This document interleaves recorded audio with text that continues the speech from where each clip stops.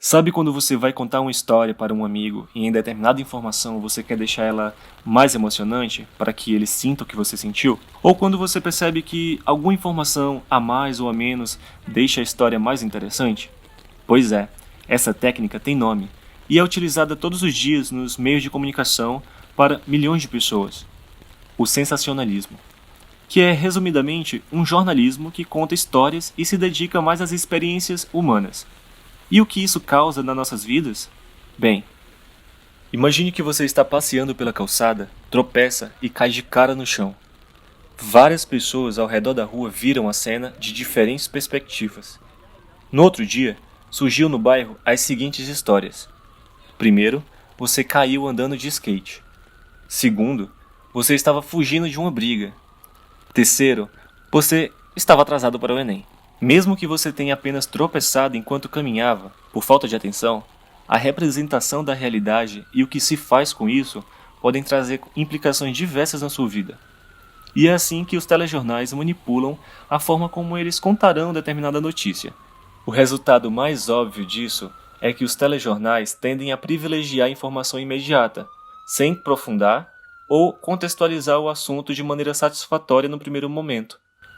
Um estudioso da área chamado Luiz Costa Lima nos fala, abre aspas, ao narrar os acontecimentos sociais destacando ou suprimindo fatos, sem as mediações com o contexto histórico, a informação jornalística pode comprometer o esclarecimento, a inteligibilidade da audiência.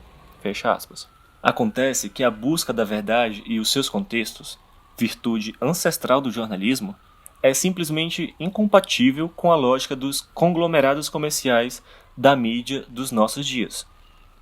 O que ele quer dizer é que a notícia tornou-se um produto do consumo, obedecendo a critérios mercadológicos e exigindo uma produção cada vez maior em cada vez menos tempo. Hoje, isso é agravado pela existência e a concorrência de várias mídias e de várias empresas de comunicação. Quando surgiu esse movimento? Bem, alguns estudiosos acreditam que o modelo de telejornalismo baseado no lead, de quem fez o que, quando, onde, como e por quê, ficou ultrapassado para atender às demandas de concorrência e audiência. A objetividade e a imparcialidade são dois ideais ainda muito defendidos dentro do meio jornalístico. É recomendável que os jornalistas busquem incluir esses dois elementos na apuração e na produção da matéria. O texto objetivo é aquele que não entra na contradição. Ele é a unidade de raciocínio, com informações que caminham interligadas de maneira clara, desde o início até a conclusão. Mas o grande desafio para o jornalista é o distanciamento perante o fato, o que sempre ocasiona na construção de uma ilusão, descrever a realidade sem nela interferir. O repórter tem que ser isento. Ele tem de passar a informação sem opinar. Se o assunto é controvertido, o repórter deve ouvir vários lados envolvidos sem exercer influência sobre os espaços e tempos ocupados por eles. Para demonstrar melhor o que falamos até então, trago a situação que ocorreu no Brasil e que alguns de vocês provavelmente lembram: o sequestro ao ônibus 174. Para esse seria ocorrido e entrarmos na análise dos noticiários, eis o fato. Um assalto interrompido se transforma em uma tragédia ao vivo para todo o país. O cenário? Um ônibus parado em uma avenida relativamente tranquila do Rio de Janeiro. O espetáculo emocionaria mesmo se fizesse parte de uma história de ficção. Mas, como fato real, foram jornalistas e documentaristas os responsáveis por relatá-lo ao público. O protagonista, Sandro, teve como seu primeiro papel o vilão, sequestrador possuído, e logo depois ganha outro papel pelos jornais, como uma vítima da sociedade por ter sobrevivido à chacina da Candelária. Por outro lado, é preciso considerar que não é só a alteração do fato que pode dar à reportagem um aspecto sensacionalista. A simples hierarquização do que é mais importante ou do que comove mais pode criar uma imagem distorcida do que está acontecendo. A opção por mostrar Sandro com a arma na boca da refém, por exemplo, evidencia aspectos do caso que podem provocar a revolta do público. Você deve lembrar do caso do sequestro da adolescente Eloá Cristina, em 13 de outubro de 2008, quando Lindenberg Fernandes Alves invadiu o apartamento da ex-namorada, Eloá, e fez ela e sua amiga de reféns durante 100 horas. O sequestro mobilizou o país, transmitido ao vivo pelas emissoras de telejornalismo.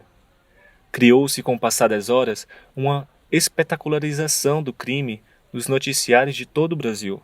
Inclusive, a apresentadora da Rede TV, Sônia Abrão, conseguiu telefonar para o sequestrador e entrevistá-lo em rede nacional, interferindo nas negociações e bloqueando o contato com a polícia. Lindenberg, tá tudo bem aí? O momento da Lindenberg, entrevista foi marcado com 5 pontos de da audiência família, a gente queria e saber foi se tá objeto tudo de bem, estudo só isso. sociológico a respeito da ética na televisão. O Ministério Público do Estado de São Paulo entrou com uma ação civil pública contra a apresentadora no valor de R$ 1,5 milhão de reais. O processo de informar é um processo formador, sendo, portanto, o jornalista, em última análise, um educador. Pois é, meus amigos, a prática jornalística tem um grande poder na sociedade. Representar o real é apresentá-lo de uma forma determinada. A representação envolve escolhas, critérios subjetivos, mesmo que a ideia seja transmitir objetivamente uma mensagem. Ser fiel aos fatos é tarefa difícil, se não impossível, para quem representa uma realidade. O real não pode ser apreendido totalmente. Cada situação envolve diversos elementos, objetivos, psicológicos e históricos. E não seria possível ter acesso a todos. Mesmo que alguém conseguisse fazer tudo, isso iria cansar quem estivesse assistindo aquilo. A representação é uma forma de resgatar o real, de torná-lo novamente presente. É a única maneira que temos de conservá-lo. Mas é também uma forma de simulação do real. Representar algo significa apresentá-lo numa sequência previamente escolhida e preparada por uma pessoa. Representar é submeter o real a uma autoridade a quem o apresenta. Pode ser um escritor, um pintor, um diretor de cinema ou um repórter. Pode ser até mesmo alguém que conta uma história para um amigo. Mas cada forma de representação torna o real sujeito de interpretações e direcionamentos pessoais. Por mais que o objetivo seja a imparcialidade, quem o representa funciona sempre como um filtro. Essa pessoa seleciona, segundo critérios próprios, o que interessa, o que deve e o que merece ser dito, o que é mais importante. Quando essa representação acontece por meios audiovisuais, ela passa por algumas etapas além da simples escolha dos dados. Depende da captação de imagens, da edição e todo aquele processo de criação de vídeos. O que só existe em áudio será coberto por uma imagem relacionada, ou não, ao que está sendo dito. Igual esse vídeo que você está vendo. Desta forma, a realidade passa a ser montada. O jornalismo procura se ater aos fatos, busca apresentar a realidade como é. Mas como aquela realidade é submetida a um repórter, aos seus critérios de hierarquização das informações e ao seu estilo narrativo, é também uma forma de representação da realidade. Bem, chegamos no final do vídeo, e como objetivo do canal, sempre deixaremos leituras que podem auxiliar vocês a desbravarem melhor esses temas. A primeira é O Papel do Jornal, do Alberto Dines. O segundo é A TV aos 50, do Eugênio Butti, criticando a televisão brasileira. E o terceiro é A Comunicação do Grotesco, do Muniz Sodré, introdução à cultura de massa brasileira. E cuidado com o que vocês assistem e absorvem na televisão e nos meios de informação. Tente se posicionar perante aquela notícia e ter consciência do que vocês estão assimilando. Bem, esse é o Plantão Virtual, trazendo para vocês conteúdos sobre comunicação e televisão. Espero que tenham gostado do nosso primeiro vídeo, deixe um like e se inscreva no canal para não perder nenhum conteúdo. Compartilhe com seus amigos que gostam de jornalismo e televisão. Valeu!